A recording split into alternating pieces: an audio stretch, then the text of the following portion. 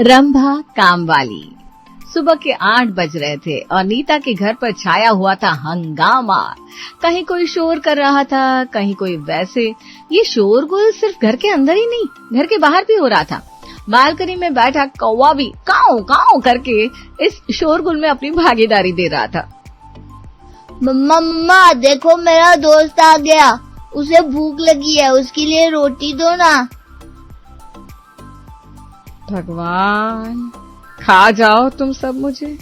यहाँ तेरे बाप के लिए अब तक एक रोटी तैयार नहीं हुई है और तुझे अपने दोस्त को रोटी देनी है। और ये कौन सा नया दोस्त ले आया तू? पिछली बार तो बिल्ली लेकर आया था। कल रात को एक कौवा हमारी बालकनी में गिर गया था मम्मा। उसके पैरों पर मैंने पट्टी बांध दी और उसे सुला दिया। अब वो उठ गया है और काऊ काऊ कर रहा है। लगता है उसे भूख लगी है। अगर उसे रोटी नहीं दूंगा तो फिर उसे रोटी खरीदने के लिए मार्केट जाना पड़ेगा और उसके पास तो पैसे भी नहीं है। ये कहकर नन्हा सा रंसू फूट फूट कर रोने लगा। कभी कभी तो लगता है मुझसे ज्यादा अच्छी हालत तो उस कौवे की है जिसे बैठे बैठे रोटियां मिल रही है। यहाँ तो पूरे घर को खिलाने के बाद भी मुझे रोटियां नसीब नहीं होती। ये ले आधी रोटी और उस कौवे को दे दे। और हाँ, इस सब में अपना बैग पैक करना मत भूल जाना। 8:30 बजे बस आ जाएगी तेरी। रंसू खुशी खुशी अपने कमरे में चला जाता है। तभी राहुल रंसू से कहता है, बेटा जरा अलमारी में देख कर आ तो, नीले कलर की फाइल है क्या? ओके पापा। रंसू पूरे 10 मिनट तक अलमारी में नीले रंग की फाइल ढूंढता है पर उसे नहीं मिलती। अलमारी में तो फाइल नहीं है, लगता है मम्मी ने कहीं रख दी होगी। आप मम्मा से पूछो ना। अरे नीता यार, कल रात को मैं जो नीले रंग की फाइल लेकर आया था, कहाँ रख दी तुमने? देखो ना, मिल नहीं रही है। यहाँ राहुल नीता नीता कर रहा था तो वहाँ हॉल में बैठी पार्वती अपनी बारी आने का इंतजार कर रही थी। क्या लगता है राहुल की अम्मा, आज चाय मिलेगी? आपका बेटा चुप हो तब तो मैं कुछ बोलूं। ऊपर से वो कौवा तब से काव काव कर रहा है। किसी का मुंह बंद हो तब तो मेरी आवाज बहू तक पहुंचे। राहुल की आवाज सुनकर नीता रसोई से बाहर आती है कि पार्वती उससे कहती है, ये लीजिए बहू आ गई। अरे बहू, मैं क्या कर रही थी कि बची हुई 1 कप चाय है तो ला कर दे देना। वो तेरे पापा जी को ना दवाई लेनी है तो ये चाय में ही गोली डाल कर ले लेते हैं। मैंने अभी तक पापा जी को चाय नहीं दी। हे भगवान, मैं अभी लाती हूँ पापा जी। और अंशु, तू जल्दी से तैयार होकर खाने की टेबल पर आ जा। 4 मिनट के अंदर नीता अपने सास ससुर के सामने नीले रंग की चाय लाकर परोस देती है। हे भगवान, ये क्या है बहू? नीले रंग की चाय? तू मुझे जहर देना चाहती है क्या?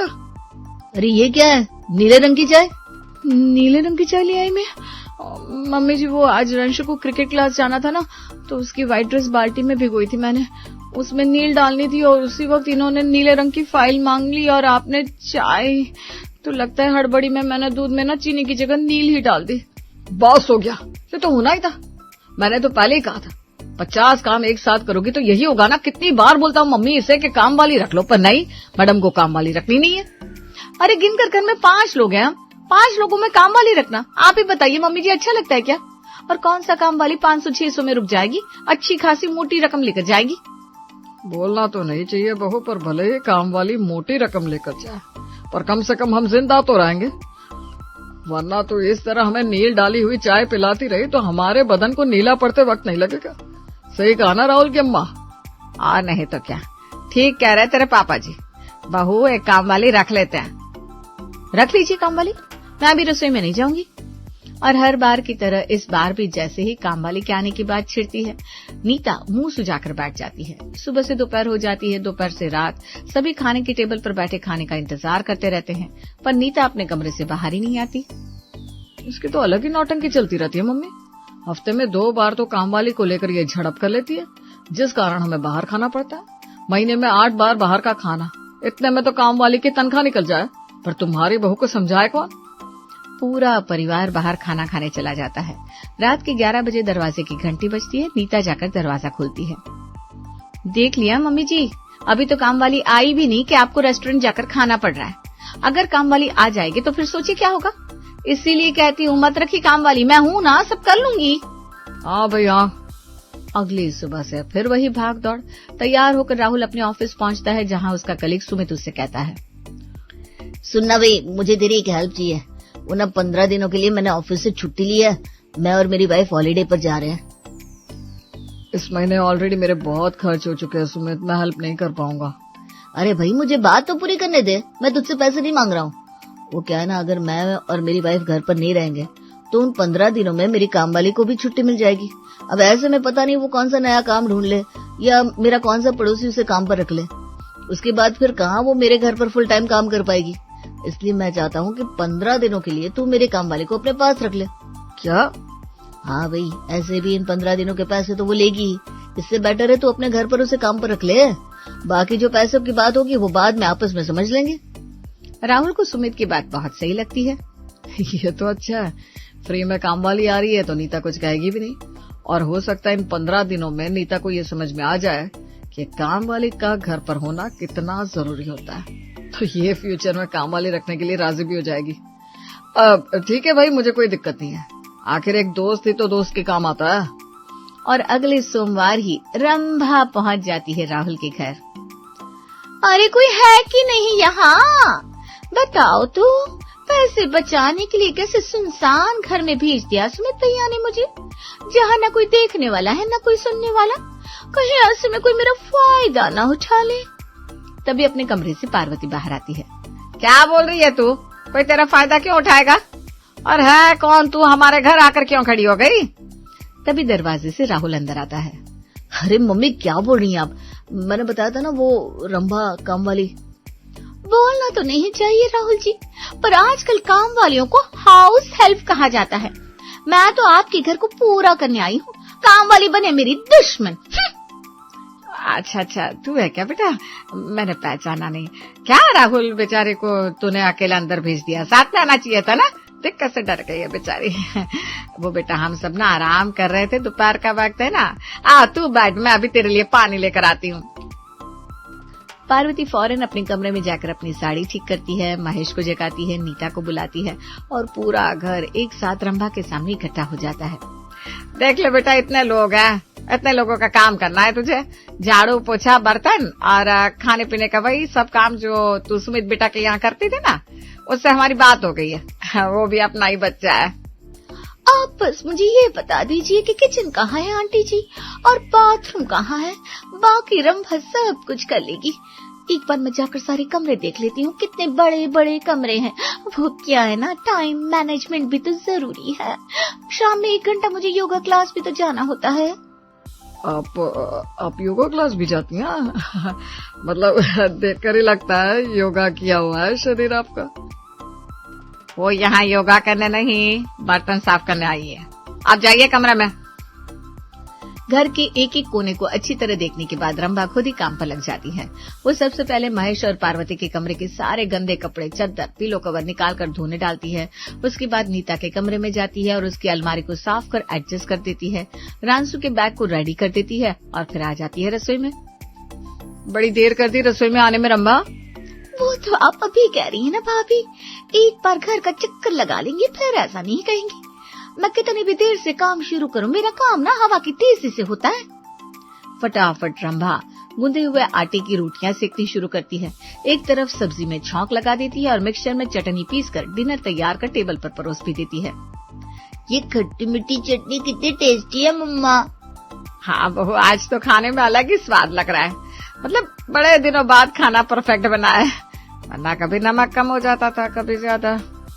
सब रंभा के आने का कमाल है मम्मी। वैसे मेरी वो फाइल जो उस दिन मिल नहीं रही थी ना, फाइनली मिल गई। अच्छा किया तुमने कि कबर्ड साफ कर दिया नीता। कबर्ड साफ तो कर दिया, पर मैंने कबर्ड साफ नहीं किया राहुल। कबर्ड मैंने साफ किया भाभी, और आज का खाना मैंने ही बनाया है आंटी जी, अंकल जी। और आपके कमरे के गंदे कपड़े चद्दर अब तक सूख भी गए होंगे। मैं छत से जाकर ले आती हूँ, फिर निकलूंगी मैं। वाह वाह वाह रंभा, दोपहर से अब तक में तुमने इतना सारा काम कर दिया, मानना पड़ेगा। अगली सुबह ठीक 9 बजे रंभा काम पर आती है। अरे भाभी, आप अभी तक घर पर ही बैठी हैं? अरे इस घर की बहू हूँ मैं, अब घर पर नहीं बैठूंगी तो कहाँ बैठूंगी? ये बहू बिना हाथ है, रंभा के पीछे पड़ गई है। अरे बहू, कितने अच्छे से पूछ रही है रंभा तुझे, तू उसे टेढ़ा जवाब क्यों दे रही है? क्या बात हुई रंभा, बता। वो क्या है ना आंटी जी, मार्केट में बहुत बड़ी सेल लगी है, 50% की छूट पर साड़ियाँ मिल रही है, छोटे बच्चों के कपड़े मिल रहे हैं, तो मैंने सोचा भाभी को बता दूं। ये देखो, एक तो बेचारी घर का फायदा करवाने की सोच रही है, उस पर भी सही 4 बातें सुनने को मिल रही है। किसी ने सही कहा है, भलाई का जमाना नहीं है। वैसे रंभा, कब तक है ये सेल? ऐसे तो हफ्ते भर रहेगी, पर तब तक तो सारा माल ही छट जाएगा। फायदा तो जल्दी जाने में है भाभी। नीता रंभा की बात को इग्नोर करने की कोशिश करती है, पर एक औरत शॉपिंग को अवॉइड करे तो करे कैसे, वो भी जब सेल 50% की हो। जब तो बेचैनी और बढ़ जाती है। 2 बजते बजते नीता तैयार होना शुरू करती है और शॉपिंग के लिए निकल जाती है। ये हुई ना बात, औरतों से भरे घर में रंभा से काम नहीं होता। ये नीता तो गई, अब बारी है आंटी जी को विदा करने की। रंभा पार्वती के कमरे में जाती है। दिन भर बैठे बैठे घर पर आप बोर हो जाती होगी ना आंटी जी? अरे नहीं बेटा, मैं तो टीवी देख लिया करती हूँ। अरे आंटी जी, अब तो उम्र का वो पड़ाव है जहाँ चाय कम, चाय पे चर्चा ज्यादा जरूरी है। और चर्चा भी भगवान की। भैया माया में फंस के क्या मिलेगा? अब तो वक्त टीवी पर सीरियलों को देखते हुए कम और भजन मंडली में बैठे हुए ज्यादा बीतना चाहिए, नहीं तो भगवान भी कहेंगे मैं तो इंतजार करता रहा, पर आंटी जी तो सास बहू में बिजी थी। अरे नहीं बेटा, ऐसे मत बोल। बात तो तेरी सही है। हमारी सोसाइटी के पास एक भजन मंडली है, मैं आज ही वहाँ जाकर अपना नाम लिखवा देती हूँ। पहले नीता और उसके बाद पार्वती। घर की दोनों औरतों को विदा करने के बाद अब रंभा बड़ी खुश थी। सोफे पर पैर फैलाए रंभा आराम से टीवी देखकर पूरी दोपहर निकाल देती है। 5 बजने वाले हैं, अब तो वो बूढ़ा खुसट भी आता ही होगा। अंकल जी के आते ही उनके लिए चाय बनाओ, फिर इस पूरे सभा मंडली के लिए रात के खाने की तैयारी करो। जी तो करता है बाहर रेस्टोरेंट से खाना मंगवाकर इनके मुंह के सामने रख दूं, पर उसमें भी तो पैसे लगेंगे। अब इन मुफ्त खोरों के लिए मैं अपनी जेब से पैसे क्यों निकालूं? हाँ। जैसे ही महेश दुकान से घर लौटता है, रंभा उसके पास जाकर उसे 500 रुपए का नोट पकड़ा देती है। वो अंकल जी, मैं बाथरूम साफ कर रही थी तो मुझे ये 500 रुपए का नोट मिला। आप में से ही किसी का होगा ना? घर पर कोई था नहीं तो मैंने संभाल कर रख दिया था। अरे मानना पड़ेगा, तुम बहुत ईमानदार औरत हो। ईमानदार मत बोले ना अंकल जी, मैं तो अभी बस एक लड़की हूँ। अरे तो फिर मैं भी तो लड़का ही हूँ। ये अंकल जी क्या होता है? महेश जी भी तो बोल सकती हो तुम मुझे। ये शर्ट ना अच्छी लग रही है पर महेश जी। 55 की उम्र में महेश को मिल गई थी तारीफ, अब उसे क्या चाहिए था? वो शर्माता हुआ अपने कमरे में चला जाता है और 15 मिनट के बाद कमरे से बाहर आता है। महेश क्या देखता है कि रंभा अपनी कलाई पकड़कर सोफे पर बैठी हुई है। माफ कीजिएगा महेश जी, मैं आपके लिए चाय बनाने जा रही थी कि अचानक मेरे कलाई में मोच आ गई। पर कोई बात नहीं, मैं भी आपके लिए चाय नाश्ता बना देती हूँ। अरे कोई जरूरत नहीं रंभा, मैं बाहर से खा लूंगा। पहले मैं तुम्हारे लिए स्प्रे लेकर आता हूँ। एक बार कलाई पर स्प्रे कर लोगी ना तो आराम हो जाएगा। और हाँ, आज रात को खाना बनाने की कोई जरूरत नहीं, आराम करो ना।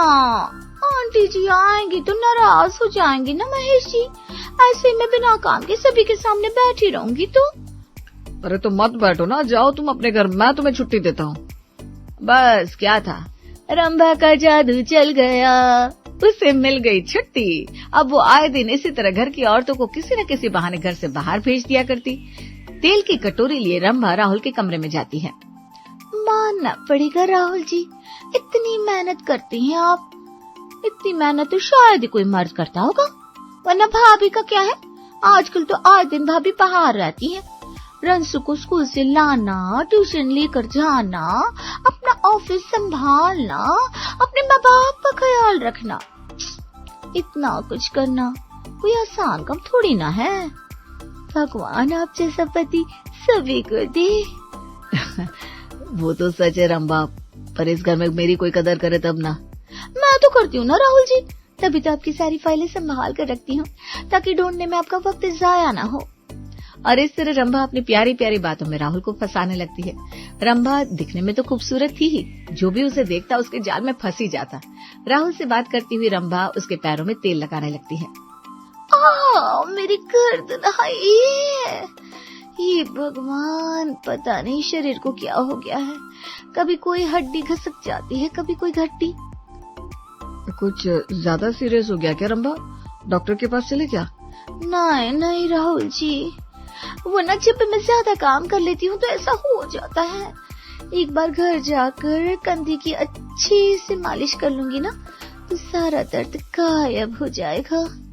और आपने अपने पैर पीछे क्यों कर लीजिए, दीजिए ना, आपको थकावट हो गई है ना, लाइए मैं आपके पैर दबा देती हूँ।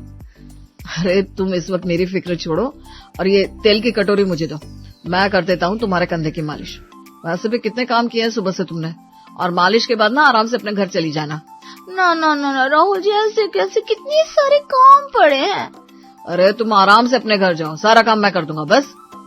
कभी महेश बर्तन धोता, कभी राहुल पोछा लगाता, कभी महेश झाड़ू कटका करता, कभी राहुल कपड़े धोता। इसी तरह धीरे धीरे रंभा दोनों बाप बेटों से अपना काम निकलवा रही थी। एक रोज, महेश जी सुनो ना, आपके पास जरा 50,000 होंगे क्या?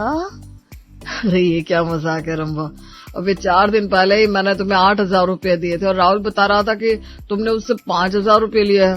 अरे तुम अकेली जान इतने पैसों का क्या कर रही हो? महेश की बात सुनकर रंभा अपना फोन निकालकर महेश को उन दोनों के साथ की तस्वीर दिखाती है। अब ये तस्वीर पार्वती आंटी तक ना पहुंचे, उसके लिए तो आपको मुझे पैसे देने ही पड़ेंगे। अंकल जी, जिस वक्त आप मेरी कलाई को सीधी करने की कोशिश कर रहे थे, उसी वक्त मेरे आदमी ने पीछे ये तस्वीर ले ली थी, पर ये आपकी बीवी तो समझेगी नहीं, है ना? जिस तरह रंभा महेश को ब्लैकमेल करती है, उसी तरह राहुल को भी फोटोज दिखाकर डरा देती है। दोनों बाप बेटे बुरी तरह फंस जाते हैं। 2 दिन तक तो दोनों में से किसी से भी एक निवाला खाना हलक के नीचे नहीं उतरता, पर फिर तीसरे दिन दोनों अपनी अपनी बीवियों के सामने जाकर इस बारे में बता देते हैं। बस हो गया सत्यानाश, अगर इसी तरह बीवी के लिए बर्तन साफ करती होते तो आज ये दिन नहीं देखना पड़ता तुम्हें। बहू बिल्कुल ठीक कह रही है राहुल, इसीलिए लेकर आया था क्या तू काम वाली? और आप, ये तो बेचारा छोटा है, आपको काम वाली ही मिली थी बात करने के लिए।